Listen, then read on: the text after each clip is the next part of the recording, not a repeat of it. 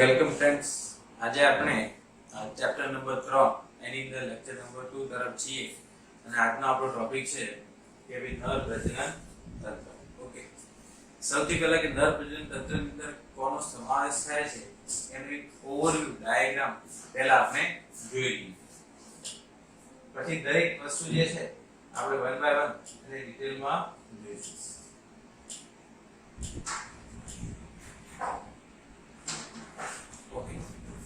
એક નર પ્રજનન તંત્રનો ડાયાગ્રામ છે. એની અંદર કઈ કઈ વસ્તુ દેખાડેલી છે તો આની અંદર તમે જોશો તો મેં કે જે એના પ્રાથમિક પ્રજનન અંગ તરીકે અહીંયા તમે જોશો આ શુક્રપીંડ. શું છે? શુક્રપીંડ. ઓકે, બીજું આની અંદર બીજી રચનાઓ તમને જોવા મળશે. આપણે વાત કરી કે ભાઈ દ્વિતીયક પ્રજનન અંગો કોને ગણવા. બીજું તમે જોશો કે ભાઈ શુક્રપીંડ છે, બરાબર? આ રીતના શુક્રપીંડ હોય, એની ઉપર એક નલિકા હોય, આને કહેવાય અધિવૃષણ નલિકા.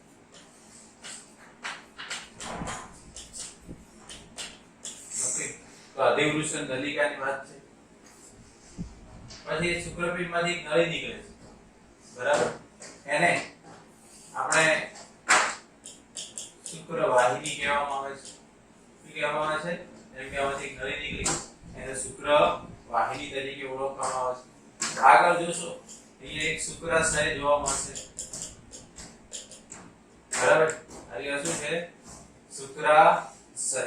ઓકે, પછી આગળ સ્ખલન નલિકાનો સમાવેશ થાય. પછી પ્રોસ્ટેટ ગ્રંથિ આવે, બલ્બો યુરેથ્રલ ગ્રંથિ આવે છે. ઓકે, આ બધાનો સમાવેશ છે. અને બીજું કે અહીંયા શિશ્ન જે છે એનો પણ સમાવેશ થાય છે. તો તમે દેખો નર પ્રજનન તંત્રની અંદર કોનો સમાવેશ થાય? પ્રાથમિક પ્રજનન અંગ તરીકે શુક્રપીંડ, જે શુક્રકોષો બનાવે અને હોર્મોન રિલીઝ કરે. ઓકે, દ્વિતીયક પ્રજનન અંગોની અંદર કે ભાઈ અધિવૃષણ નલિકા, શુક્રવાહિની, અને ત્રીજા નંબરમાં આવે કે બધી સહાયક ગ્રંથિઓ. તો એની અંદર કે ભાઈ શુક્રાશય, પ્રોસ્ટેટ ગ્રંથિ, આ બલ્બો યુરેથ્રલ ગ્રંથિ એનો સમાવેશ થાય. અને એના સિવાય જે શિશ્ન જે છે એનો સમાવેશ થશે. ઓકે, તો આ ઓવરવ્યુ છે, પણ આપણે વન બાય વન એક એક વસ્તુ ડિટેલમાં જોવાની છે. ઓકે, હવે સૌથી પહેલું આપણે શુક્રપીંડ વિશે જોવાનું છે. કોના વિશે જોવાનું છે? શુક્રપીંડ. પછી આપણે બીજા બધા વિશે જોઈશું. હવે આપણને ખ્યાલ છે નરની અંદર એક જોડ શુક્રપીંડ હોય. કેટલા જોડ હોય? એક જોડ.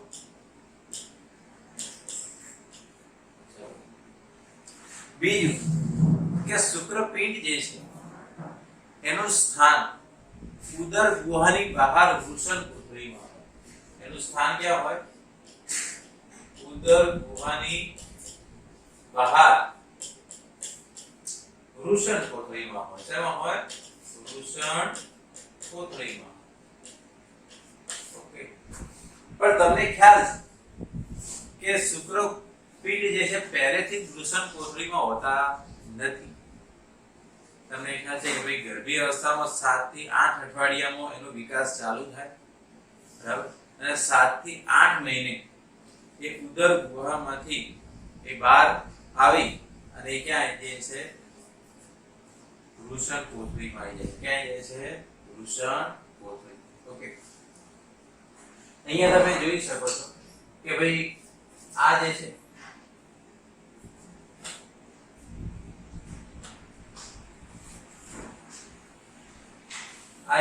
આ વૃષણ કોથળી છે. શું છે? વૃષણ કોથળી. ઓકે, કે જેની અંદર આ શુક્રપીંડો આવેલા છે.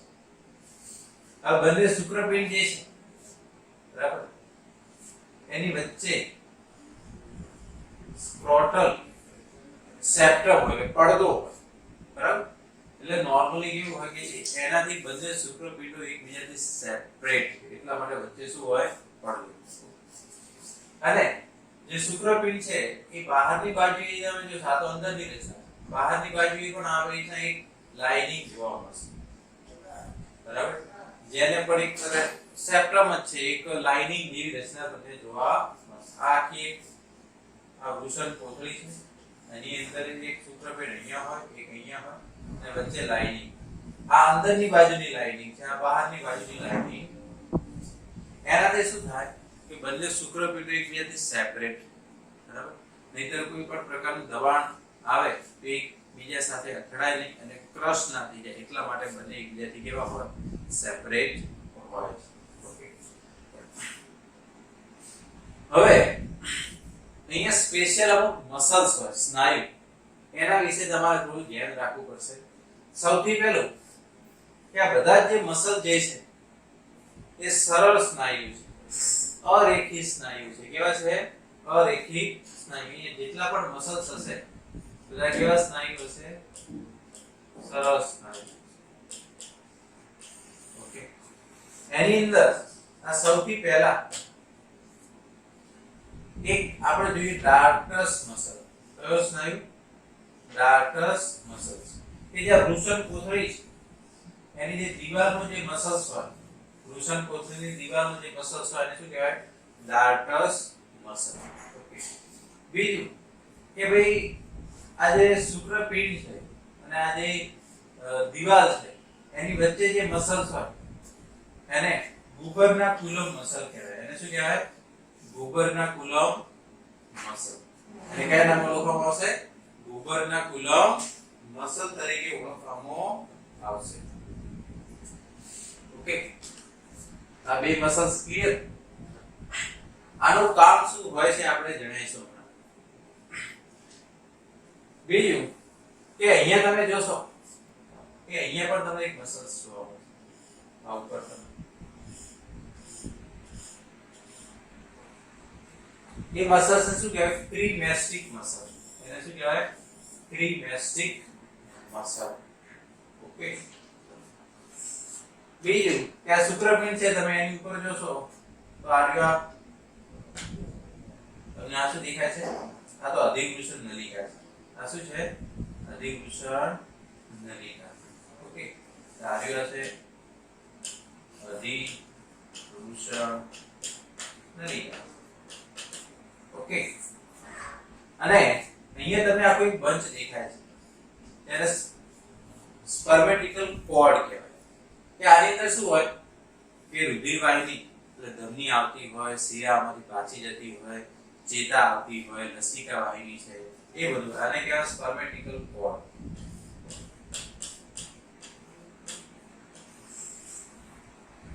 ઓકે,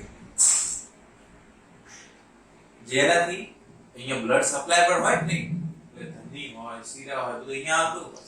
ઓકે, તો આટલું પહેલા બેઝિક તમારે ધ્યાનમાં રાખવાનું. હવે એક પ્રશ્ન થાય કે ભાઈ શા માટે આ શુક્રપીંડ જે છે, શા માટે શુક્રપીંડ જે છે એમને ઉદરમાંથી બહાર આવવું પડે છે, પુરુષ જે બહાર વૃષણ કોથળી? તો નોર્મલી એના અમુક કારણ છે. એના અમુક શું છે? કારણ કે ભાઈ શા માટે આવું થાય.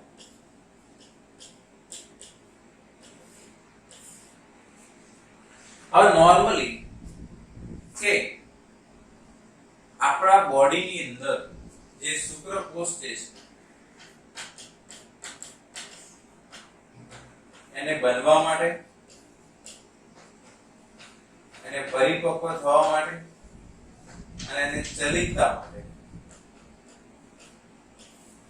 શરીરનું જે ટેમ્પરેચર હોય, બોડી ટેમ્પરેચર કરતા 2 થી અઢી ડિગ્રી ટેમ્પરેચર નીચું જોઈએ. શરીરના તાપમાન કરતા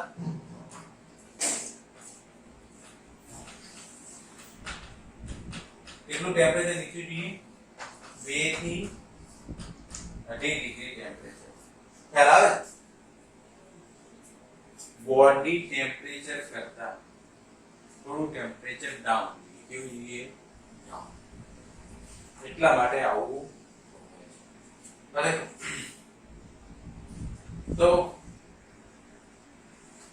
અહીંયા એમની એન્વાયરમેન્ટ મળી રહે છે જેથી કરીને શુક્રકોષો બની શકે, એ મેચ્યોર થઈ શકે અને એ પરિપક્વ થઈ જાય, ચલિત મોટિલિટી અને પ્રવાહ. જો આ ઉપર જ રહે, જો શુક્રપિંડો ઉદરની અંદર જ રહે તો શુક્રકોષો બને નહીં, એ મેચ્યોર ના થાય અને એની અંદર મોટિલિટી એટલે કે ચલિતતા પણ એમને પ્રદાન થાય નહીં. ઓકે, તો આ પણ એમસીક્યુ માટે યાદ રાખવાનું કે શા માટે અને બોડી ટેમ્પરેચર કરતા કેટલું ટેમ્પરેચર એમને નીચું જોઈએ. ઓકે, ચાલો આટલી વસ્તુ તમે નોટ ડાઉન કરી લો. ઓકે, હવે આપણે થોડું નેક્સ્ટ જોઈએ.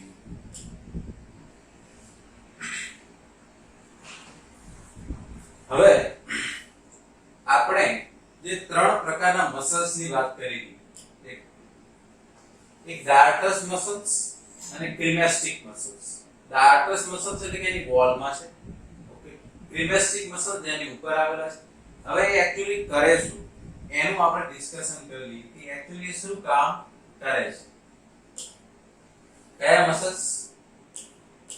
ડાર્ટસ અને ક્રિમેસ્ટિક સ્નાયુ.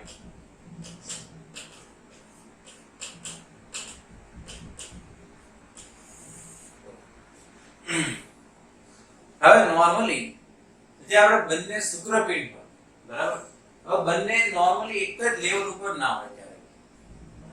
જે ડાબી બાજુનું શુક્રપિંડ પર થોડું લોઅર સાઈડ, એટલે કે ધારો કે આ જમણી બાજુનું શુક્રપિંડ છે થોડું ઉપરની સાઈડ હોય, પેલું થોડું ક્યાં હોય? લોઅર ની સાઈડ. ઓકે, એટલે ધારો કે રાઈટ સાઈડ છે, લેફ્ટ સાઈડ, તો લેફ્ટ સાઈડ નું જે થોડું નીચે હોય.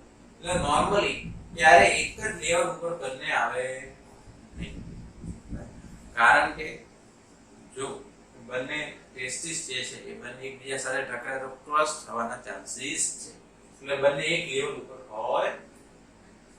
હવે આનું શું કામ છે કે ભાઈ ડાર્ટસ અને ક્રિમેસ્ટિક મસલ. ડાર્ટસ નો આપણે વાત કરી કે ભાઈ એની જે વોલ હોય, બરાબર, વૃષણ કોથળીની દીવાલમાં હોય અને પેલા આની ઉપર. હવે નોર્મલી શિયાળા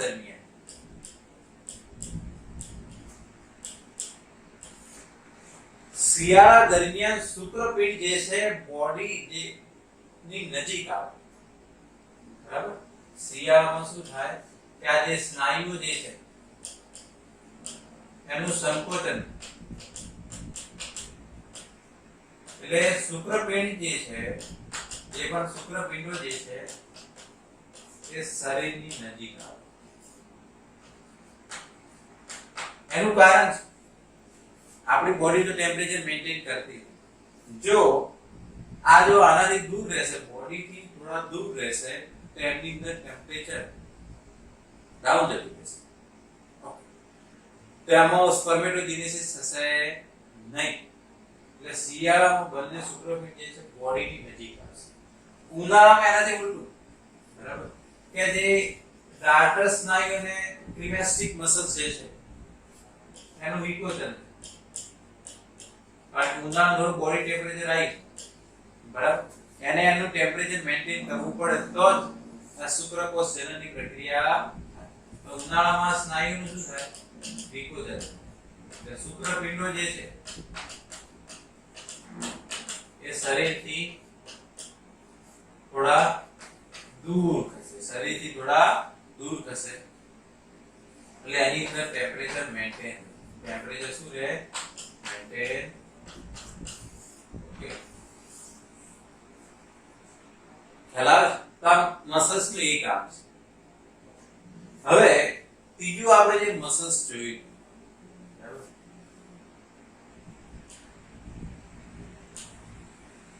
એના વિશે જોઈ લઈએ કે એ શું કહેવા. ઓકે, કે ભાઈ ગુબર્નાક્યુલમ મસલ. કયું મસલ છે? ગુબર્નાક્યુલમ મસલ. એના વિશે જોઈએ.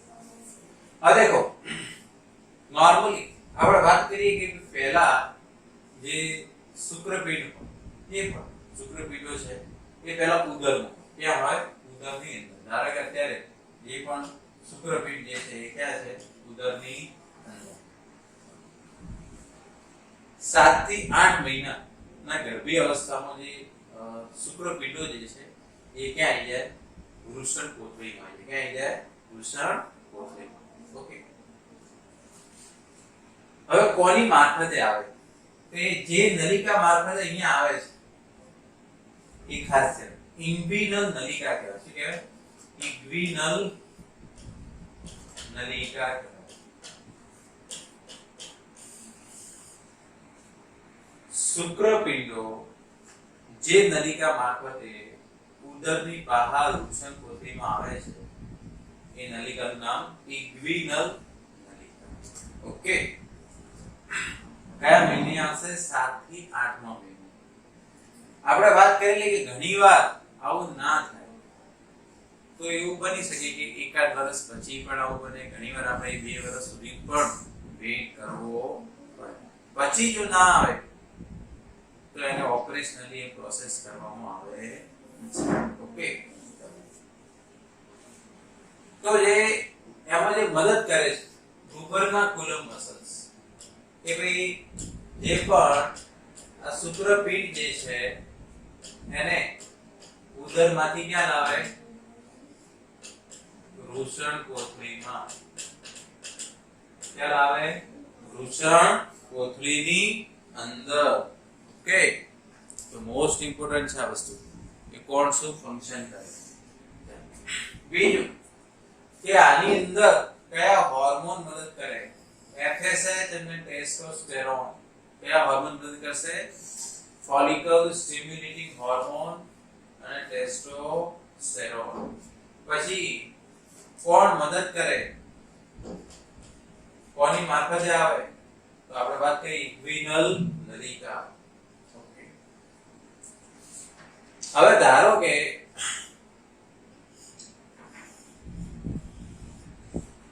નોર્મલી 7 થી 8 મહિનાના ગર્ભીય અવસ્થામાં શુક્રપિંડો આવી જવા જોઈએ પણ એ નથી આવતા. બરાબર.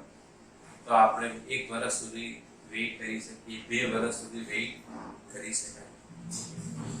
તો એ ના આવે એવી પરિસ્થિતિ કે ક્રિપ્ટો ઓર્કિડિઝમ કે ભાઈ શુક્રપિંડ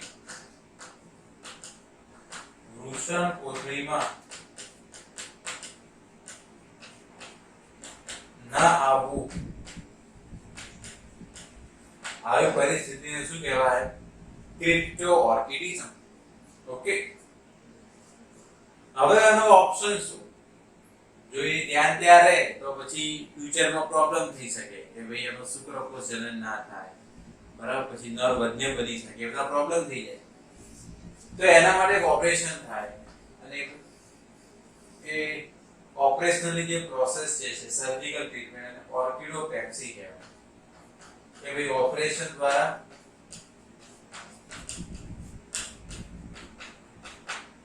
એને વૃષણ કોથળીમાં લાવવા. ઓપરેશન દ્વારા એને વૃષણ કોથળીમાં લાવવા. ખ્યાલ આવી ગયો? જે પ્રોસેસ કરીએ આપણે, જે ઓપરેશન કરીએ કે ભાઈ શુક્રપિંડોને આપણે ઓપરેશન લઈએ એટલે કે ઓર્કિડોપેક્સી. શું કહેવાનું? ઓર્કિડોપેક્સી. ઓકે. હવે બીજું એક છે ઇન્ગ્વિનલ હર્નિયા. શું છે? ઇન્ગ્વિનલ હર્નિયા. આ શું કહેવા માંગે છે? ઓકે. ઇન્ગ્વિનલ પ્રોબ્લેમ. હવે તમે જોશો અહીંયા 2 રિંગ છે. એક અહીંયા છે ને એક અહીંયા છે. હવે અહીંયા આખો ઉદરનો ભાગ છે. કોનો ભાગ છે? ઉદર. આ એબ્ડોમિનલ એટલે ઉદર. ઓકે. હવે ઉદરની અંદર તો બધું આંતરડું બધું હોય. ખાસ કરીને આપણે સ્મોલ ઇન્ટેસ્ટાઇન હોય, લાર્જ ઇન્ટેસ્ટાઇન હોય, એ બધું હોય ઉદરની અંદર. ઓકે. પણ ખાલી શુક્રપિંડ જે છે એ જ ઇન્ગ્વિનલ નલિકા મારફતે અહીંયા આવે. પણ ઘણીવાર ઇન્ગ્વિનલ હર્નિયા એટલે કે ઉદરનું બીજું કોઈ મટીરીયલ એ અહીંયા બહાર આવી જાય. કોની મારફતે? ઇન્ગ્વિનલ નલિકા મારફતે. એને કહેવાય ઇન્ગ્વિનલ હર્નિયા. કે ઉદરનો કોઈ ભાગ નીચે આવે તેને શું કહેવાય? ધારો કે આ સ્મોલ ઇન્ટેસ્ટાઇન છે, નાનું આંતરડું, એ આ નલિકા મારફતે અહીંયા આવી જાય, આ એક પ્રકારનો પ્રોબ્લેમ થઈ જાય, બરાબર? એને કહેવાય ઇક્વિનલ. એમાં ખાસ કરીને કોણ આવે? બીજું બધું આવી શકે, પણ નાનું આંતરડાની શક્યતાઓ સૌથી વધારે. ઓકે, ક્યારે બની શકે આવું? કે ધારો કે આપણે વધારે પડતું વેઇટ લિફ્ટિંગ કરીએ છીએ. જ્યારે આપણે વેઇટ લિફ્ટ કરીએ એટલે આપણું બધું જ દબાણ જે છે અહીંયા સ્ટમક ઉપર પડતું હોય, ઉદરવાળા ભાગની અંદર પડતું હોય. તો એવું બની શકે કે ભાઈ આ જે ઇન્ટેસ્ટાઇન જે છે નીચેની બાજુ એ દબાણના કારણે આવી શકે. એટલે વેઇટ લિફ્ટિંગ કરવા વાળા વ્યક્તિઓને તમે જોજો અહીંયા બેલ્ટ બાંધેલો હશે.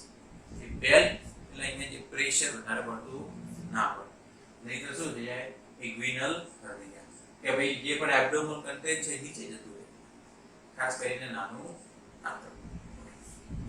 પછી ઘણીવાર તો આવું ક્યારે થઈ શકે? એનું આપણે કારણ કે વધારે વજન ઉપાડવાથી, બરાબર ને? વધારે પડતું વજન ઉપાડ લો તો થાય.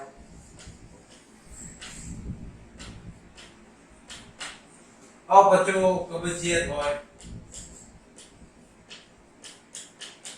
કબજિયાતમાં શું થાય કે ભાઈ તમે ખાસ કરીને ટોયલેટ જાઓ છો, પણ એ ટોયલેટ એ બોડીની બહાર આવતું નથી, એટલે તમે પ્રેશર લગાવો, એ પ્રેશર વારંવાર એ પ્રોસેસ થાય તો પણ એબ્ડોમિનલ કન્ટેન્ટ જે છે એ ઇક્વિનલ નલિકા મારફતે બહાર આવી શકે છે. એ પણ પ્રોબ્લેમ થઈ શકે. તો કબજિયાતનો પ્રોબ્લેમ હોય ત્યારે. પછી વિટામિન સી ની ઉણપ. તમારી અંદર વિટામિન સી ની ઉણપ હોય તો પણ આવું થઈ શકે છે. બીજું કે જે રિંગ છે એની ઇલાસ્ટિસિટી લૂઝ થઈ જાય. આ જે રિંગ જે છે એની જે સ્થિતિ સ્થાપકતા, તો ચોથું કોની? આ જે રિંગ હોય એ દૂર થાય તો. હવે એની સ્થિતિ સ્થાપકતા ક્યારે દૂર થઈ શકે? એક, સ્મોકિંગ.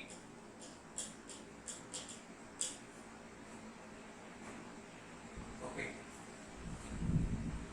સ્મોકિંગ કરો તો આવું થઈ શકે છે. ઓકે, આ પ્રોબ્લેમ. બીજો આપણે કે ભાઈ વિટામિન સી ની વાત કરી. વિટામિન સી ની ઉણપ હોય તો પણ એની જે ફ્લેક્સિબલ આ ધારો કે લૂઝ થઈ જાય. બીજું ઉંમર સાથે પણ સંકળાયેલું છે. કોની સાથે સંકળાયેલું છે? એજ સાથે પણ સંકળાયેલું છે.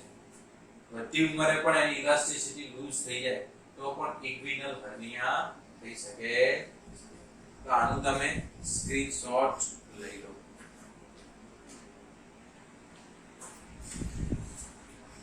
देखो भाई આપણે આ ટોપિક એકદમ ઈઝી છે કે ભાઈ શુક્રપિંડ કઈ રીતના વૃષણ કોથળીમાં આવે છે. તો કે ઇક્વિનલ નલિકા મારફતે 7 થી 8 મહિને આવી જાય છે નોર્મલી, પણ ક્યારેક ના પણ આવે. કયા સ્નાયુ મસલ ભૂગર્ભના કુલમ મદદ કરે? કયા હોર્મોન મદદ કરે? એફએસએચ અને ટેસ્ટોસ્ટેરોન ઇક્વિનલ નલિકા મારફતે આવે. જો આવું ના થાય તો એને ક્રિપ્ટોકોર્ટિડિયમ કહેવાય. ધારો કે 1-2 વર્ષ પછી રાહ જોઈએ છતાં પણ ના આવે તો પછી ઓપરેશન કરવું પડે, એને કહેવાય ઓર્કિડોપ્લેક્સી. ઓકે, પછી ઘણીવાર ઇક્વિનલ હર્નિયા થાય કે ભાઈ નોર્મલ તો શુક્રપિંડ આપતો હોય પણ એના સિવાય જો બીજું કોઈ મટીરીયલ ઇક્વિનલ નલિકા મારફતે ઉદરની બહાર આવી જાય તો એને કહેવાય ઇક્વિનલ હર્નિયા. ખાસ કરીને નાનો આંતરડું. પ્રોબ્લેમ ક્યારે થઈ શકે? આવું ઓવર લિફ્ટિંગ, વધારે પડતું વજન ઉપાડો, કબજિયાતનો પ્રોબ્લેમ હોય, ખાસ કરીને અપચા કરતા કબજિયાત. ઓકે, વિટામિન સી ની ઉણપ. જે રિંગ જે છે એની સ્થિતિસ્થાપકતા લૂઝ થઈ જાય, વધારે પડતું સ્મોકિંગ ના કારણે લંગ કેન્સર તો પછી થાય, આ પણ થઈ શકે છે. વિટામિન સી ની ઉણપ વધતી ઉંમર સાથે પણ આ પ્રોબ્લેમ થઈ શકે છે. તો આ બધું બુકની થોડું બહાર છે, પણ આ તમારા માટે મોસ્ટ ઇમ્પોર્ટન્ટ છે. આ બધું ધ્યાનમાં રાખવું. ઓકે,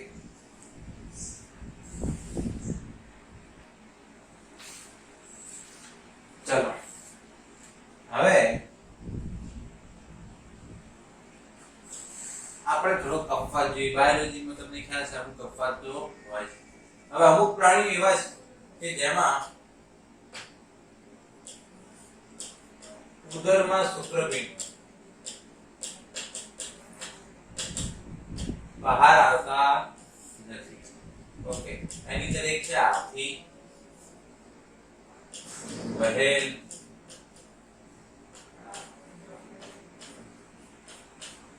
ચામાચીડિયું છે અને ડોલ્ફિન. ઓકે, આ બધા અપવાદ કે જેમાં ક્યાં જોવા મળશે? શુક્રપિંડ જે છે ક્યાં જોવા મળશે? ઉદરમાં જોવા મળશે, નીચે ડિસેન્ટ થશે. ઓકે, બાકી બધામાં એક્સ્ટ્રા એબ્ડોમિનલ ઉદરની બહાર જોવા મળે. ઓકે, હવે આપણે શુક્રપિંડ જે છે એની અંતસ્થ રચના જોઈશું. શુક્રપિંડ જે છે એની અંતસ્થ રચના. ઓકે, જસ્ટ અ મિનિટ, આપણે એ ડાયાગ્રામ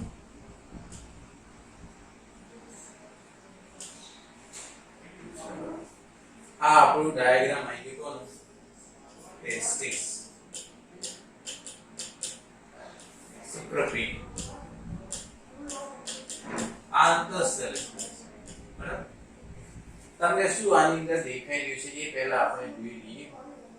આ આપણે છેદ લીધેલો છે, એની અંદરની વસ્તુ તમને દેખાય છે. ઓકે, આ રીવા જે છે આ છે શુક્રવાહિની. શું છે? શુક્રવાહિની. ઓકે, અહીંયા જે આખું દેખાય છે આ રીવા છે અધિવૃષણ નલિકા છે. આ શું છે? અધિવૃષણ નલિકા. અધિવૃષણ નલિકા જે છે એનો શીર્ષ ભાગ છે. એનો કેવો છે? શીર્ષ ભાગ. કોનો? અધિવૃષણ નલિકા. આ એનો પૂંછડી વાળો ભાગ છે અને એનું શરીર છે ના એનું પૂંછડી વાળો ભાગ. પણ કોનો? અધિવૃષણ નલિકા. આ અંદર જે છે આ જે આખું તમને દેખાય છે આ છે શુક્રપિંડ છે. આપણું શું છે? શુક્રપિંડ. ઓકે, બીજો અહીંયા લેબલિંગ કર્યું છે રેટે ટેસ્ટિસ. બરાબર, એટલે એને કહેવાય વૃષણજા. એને શું કહેવામાં આવે? વૃષણજા. બરાબર, એનું લેબલિંગ અહીંયા કરેલું. ઓકે, આ વૃષણજા. બીજું આ એના લેયરો છે બધા. ઓકે, તો આપણે વન બાય વન એના લેયરોની બધાની વાત કરીએ. આ દેખો, આમ તો તમને આ એક તો આ પહેલા લેયર દેખાય છે. બરાબર, આ બહાર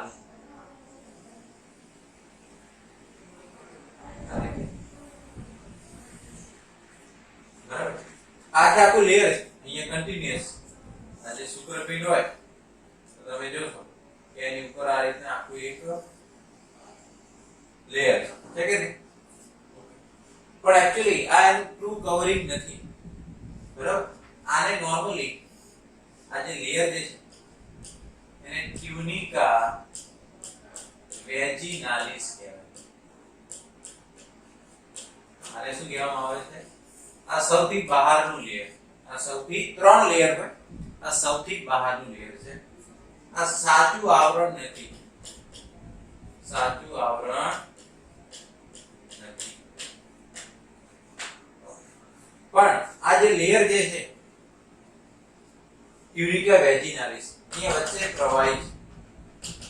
વચ્ચે શું છે? પ્રવાહી, જેને હાઇડ્રોસીલ કહેવાય. શું કહેવાય? હાઇડ્રોસીલ. જેનો પ્રોટેક્શન માટે છે. કોના માટે છે? પ્રોટેક્શન માટે. તો સૌથી બહારના લેયરની વાત કરીએ.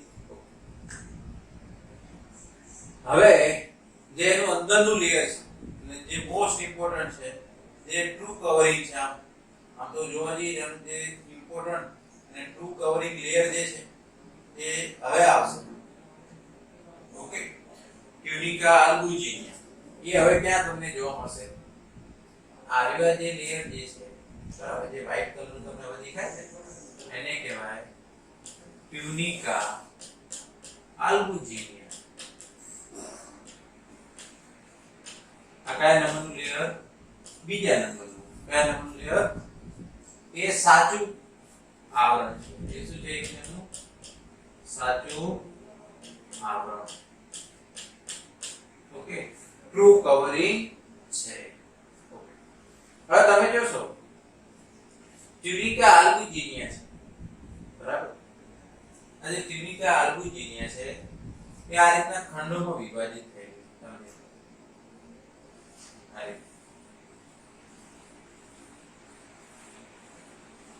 આ રીતના ખંડો બને છે.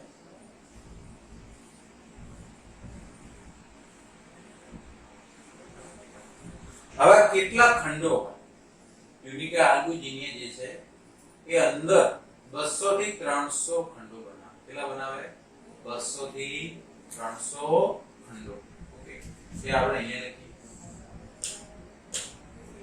કે ભાઈ આ જે ટ્યુનિકા આલ્બુજિનિયા વિશે તમારે લખવું. નામ એવા છે, થોડા યાદ રાખો. બીજું આવરણ છે, બરાબર. ઓકે, પણ એ સાચું આવરણ છે, ટ્રુ કવરિંગ છે. ઓકે, એ નોર્મલી શેનું બનેલું છે? કે ભાઈ સંયોજક પેશીનું બનેલું. શેનું બનેલું છે? સંયોજક પેશીનું બનેલું. એ જે છે કેટલા ખંડો બનાવે છે? 200 થી 300 ખંડોમાં વિભાજિત. કેટલા ખંડોમાં વિભાજિત છે? 200 થી 300 ખંડોની અંદર શું છે? વિભાજિત છે. ઓકે, ચાલો.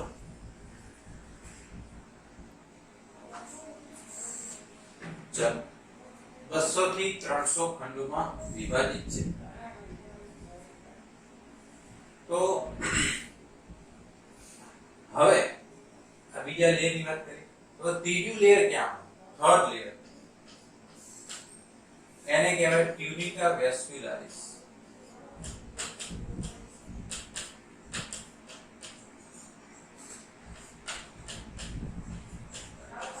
આ લેયર ક્યાં હોય તમને બતાવીએ કે આ જે વિભાજન થાય છે અહીંયા, બરાબર. તો આ જે ઉપરનું જે સૌથી લેયર છે અહીંયા, આ ટ્યુનિકા વેસ્ક્યુલારિસ છે. શું છે? ટ્યુનિકા વેસ્ક્યુલારિસ. તો આ સૌથી બહારનું લેયર આ ટ્યુનિકા આલ્બુજિનિયા, આ રેજિનાલિસ હતું. અને આની ઉપર જે લેયર છે, દરેક જે લોબ્યુલ છે કે ભાઈ દરેક એક આ લોબ્યુલ છે એની ઉપર જે લેયર હોય એને શું કહેવાય? એ કઈ લેયર કહેવાય? એને ટ્યુનિકા વેસ્ક્યુલારિસ. એનું કારણ છે કે ભાઈ એની અંદર બ્લડ વેસલ એટલે વેસ્ક્યુલારિસ કીધું. વેસ્ક્યુલારિસ. હવે આપણે દરેક ખંડ વિશે થોડું ડિટેલમાં જોવાનું છે કે આની અંદર કઈ રીતના હોય. દેખ કે ભાઈ જે પણ આ શુક્રપિંડ, આ કે શુક્રપિંડ, હવે એની ઉપર તમે જોશો તો આ જે અધિવૃષણ નલિકા, આ શું છે? અધિવૃષણ નલિકા.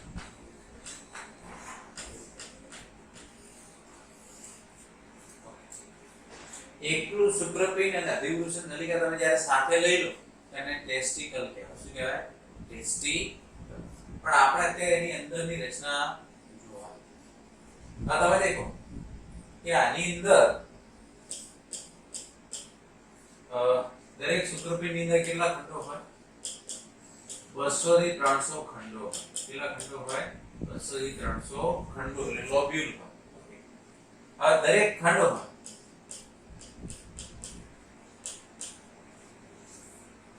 એની અંદર 2 થી 3 કેટલી 2 થી 3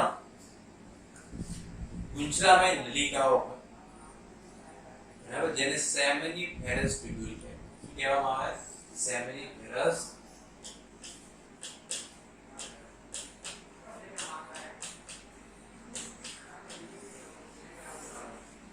કે 2 થી 3 નલિકાઓ. એટલે તમે દેખો ઓવરઓલ 200 થી 300 ખંડો હોય. અરે કઈ ખંડ છે તો એની અંદર કેટલી નલિકાઓ હોય? વધુમાં વધુ 2 થી 3. વધુમાં વધુ 2 થી 3. ઓકે, તો આપણે એવું અંદાજો મારી શકીએ કે ભાઈ 2 થી 3 હોય તો લગભગ આપણે કે ભાઈ અહીંયા 400 થી 900 થઈ. કેટલી નલિકાઓ થઈ? 400 થી 900 નલિકાઓ. ઓકે, આને શું કહેવાય? Seminiferous tubule.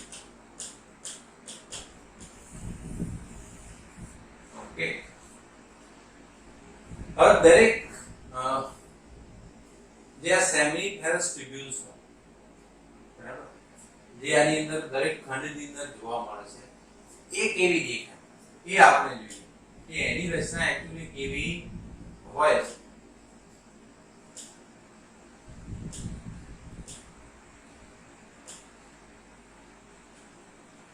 ઓકે, દેખો આ છે સેમિનિફેરસ ટ્યુબ્યુલ.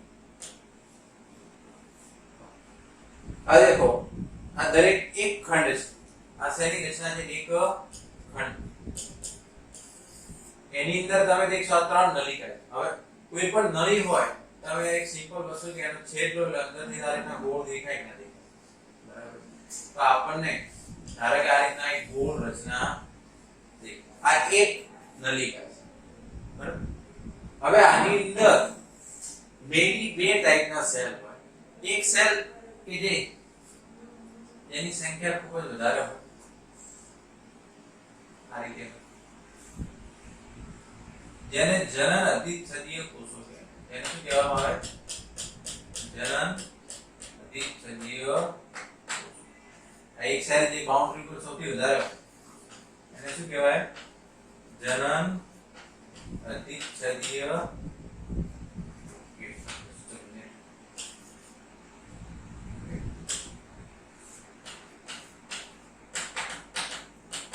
તો તમે જોશો કે એક સેલ ની આખી બાઉન્ડ્રી હશે કે જે સૌથી વધારે સંખ્યામાં જોવા મળતા ગોળ ગોળ તમને દેખાય છે, એ છે જનન અધિચ્છદીય કોષ. ઓકે, એ શું કામ કરે? એ શુક્રકોષ બનાવે. શું કરે છે? શુક્રકોષોનું નિર્માણ કરે છે. ઓકે, હવે શુક્રકોષ છે ડાયરેક્ટલી ના બની જાય, એની અલગ અલગ અવસ્થામાંથી પસાર થાય.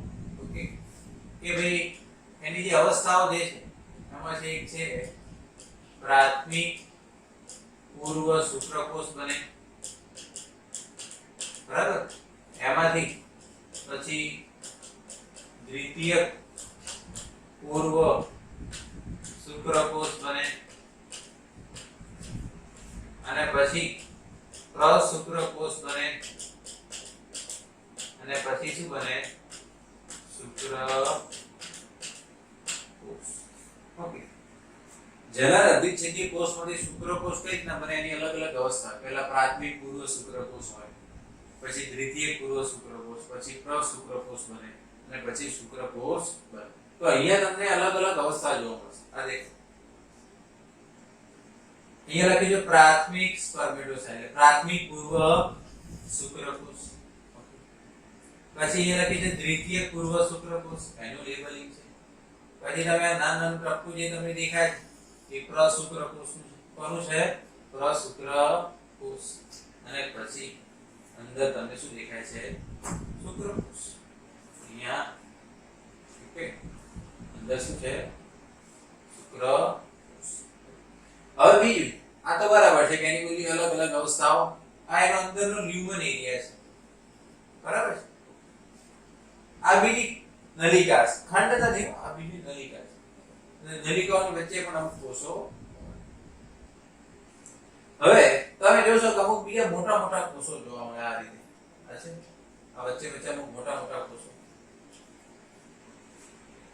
તો આ સેલ જે છે એનું શું નામ આપેલું છે અહીંયા સર્ટોલી કોષ તો અહીંયા વચ્ચે વચ્ચે અમુક મોટા મોટા કોષો જોવા મળે બરાબર છે અહીંયા વચ્ચે વચ્ચે અમુક મોટા મોટા કોષો જોવા મળે એને શું નામ આપી દેવાનું સર્ટોલી કોષો એને શું આપી દેવાનું સર્ટોલી કોષો ઓકે અને એના ઉપર જ અત્યારે આપણે ફોકસ કરવાનું છે સર્ટોલી કોષો એક્ચ્યુઅલી છે શું બીજું ત્રીજા એક ટાઈપના કોષો જેને લેડિંગના કોષો કહેવાય તેને કયા કોષો કહેવાય લેડિંગના આ દેખો મોટા મોટા કોષો હોય એટલે ઘનાકાર અધિચ્છદ હોય આ સ્તંભાકાર અધિચ્છદ હોય કયા હોય સ્તંભાકાર કોષો એનું કામ શું છે આપણે એકદમ ડિટેલમાં જોવાનું કારણ કે એ મોસ્ટ ઇમ્પોર્ટન્ટ બીજું તમે જો લેડિંગના કોષો આ લેડિંગના કોષો ક્યાં હોય એ દેખો એક નલિકા છે એક ખંડ છે પહેલા 200 થી 300 ખંડ હોય અમે એક ખંડ લઈએ એક ખંડમાં તમને 3 નલિકાઓ જોવા મળે 2 થી 3 આ દરેક નલિકાઓ હોય એની વચ્ચે તમને બીજા ટાઈપના કોષો જોવા મળે એને શું કહેવાય લેડિંગના અને લેડિંગના કોષો તમને ખ્યાલ હશે નર જાતીય અંતઃસ્રાવ ટેસ્ટોસ્ટેરોનનો સ્રાવ કોનો સ્રાવ કરે ટેસ્ટોસ્ટેરોન હવે આપણે આજના લેક્ચરમાં ફોકસ કરવાનું છે સર્ટોલી કોષો ઉપર ઓકે તો આપણે એનું ફંક્શન જોઈશું એની પહેલા તમે આનો સ્ક્રીનશોટ લઈ ચાલો હવે આપણે જોઈએ સર્ટોલી કોષો જે છે એનું કાર્ય ફંક્શન શું છે આ દેખો અહીંયા એક ડાયાગ્રામ છે એમાં તમે જોશો કે આમાં સર્ટોલી કોષ કયો છે તો આ રહ્યો આપણો એક સર્ટોલી કોષ આપણે કીધું કે એકદમ મોટો કોષ હોય સર્ટોલી કોષ બરાબર આ એક સર્ટો આ કનેક્ટેડ છે ઓકે આ પણ એક સર્ટોલી સેલ છે આ રહ્યો જે છે આ સર્ટોલી કોષ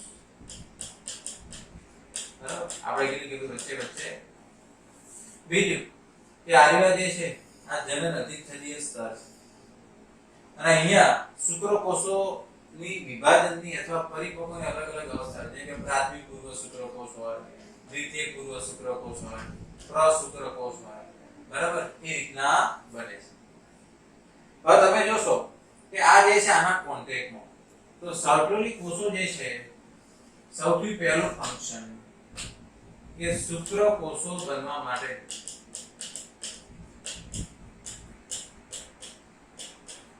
જરૂરી પોષણ જે છે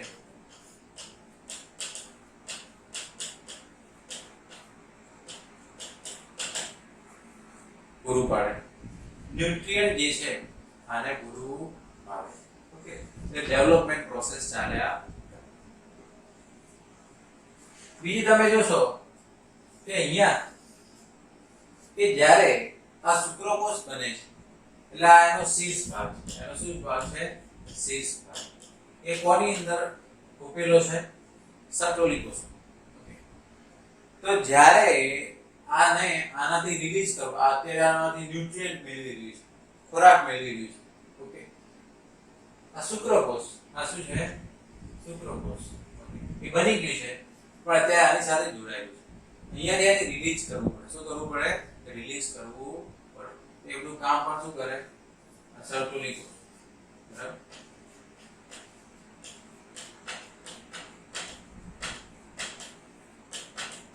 જેને સ્પર્મિએશન કહેવાય શું કહેવામાં આવે સ્પર્મિએશન એ પ્રોસેસ જે છે આ કરાવશે બીજું કે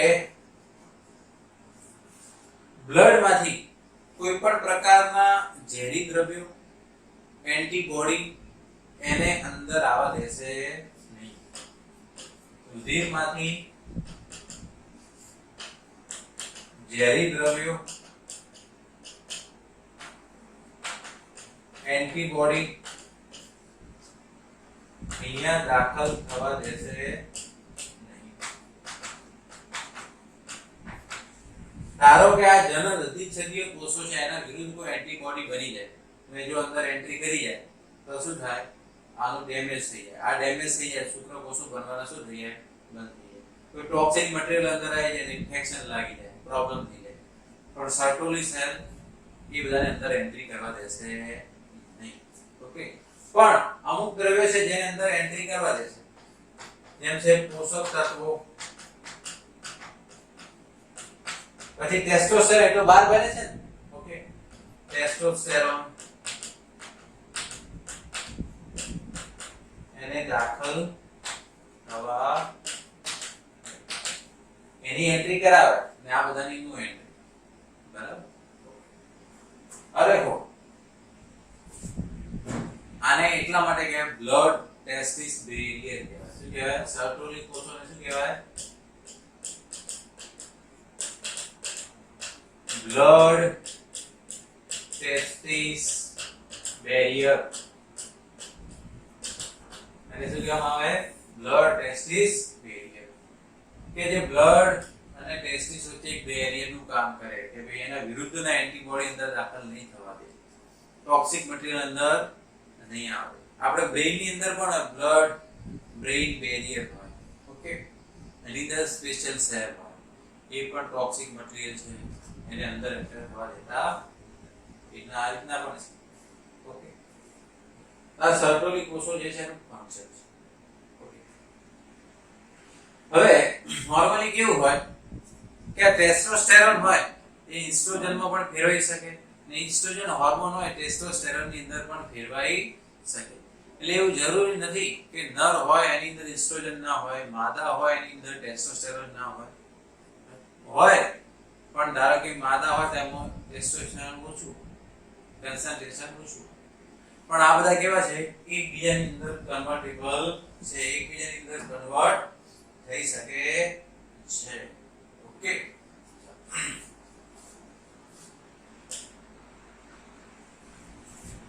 હવે આપણે નેક્સ્ટ જોઈએ કે જે પણ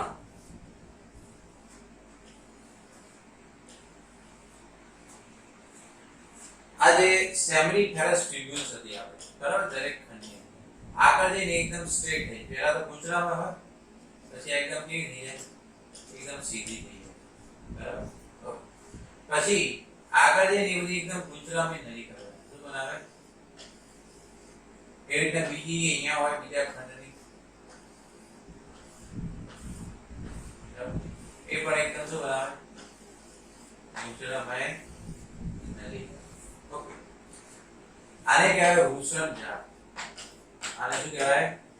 વૃષણ ઝાડ. હવે આમાંથી અમુક નલિકાઓ નીકળે. આમાંથી શું નીકળે? અમુક નલિકાઓ. ઓકે, આમાંથી શું નીકળે? અમુક નલિકાઓ. એને કહેવાય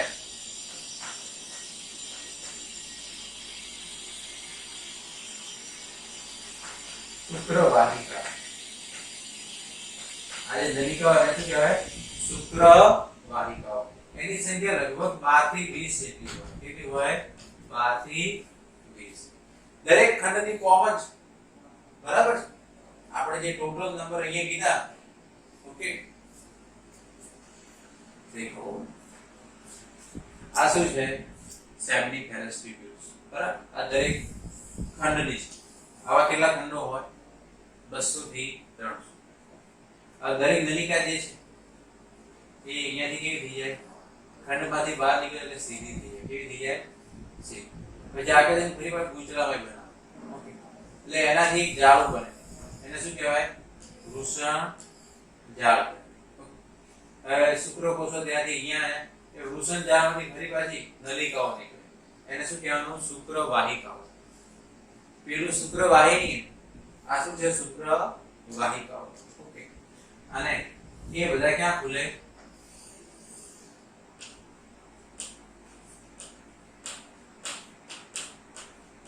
અધિવૃષણ નલિકા. ક્યાં ખુલે? અહીંયા સુધીનો ભાગ શુક્રપિંડનો હોય. અહીંયા સુધીનો ભાગ કોનો હોય? શુક્રપિંડનો. જ્યાંથી અધિવૃષણ નલિકા ચાલુ થઈ એટલે શુક્રપિંડનો બહારનો ભાગ છે. એ શુક્રપિંડનો બહારનો ભાગ છે. એટલે પછી સેકન્ડરી સેક્સ્યુઅલ ઓર્ગન ની અંદર આવી ગયું. શાની અંદર આવી ગયું? Secondary sexual organ. એમાં પછી એનો સમાવેશ થાય નહીં. ઓકે, તો આજે આપણે અહીંયા સુધી રાખીએ છીએ. નેક્સ્ટ સેક્શન ની અંદર આપણે અધિવૃષણ નલિકા વિશે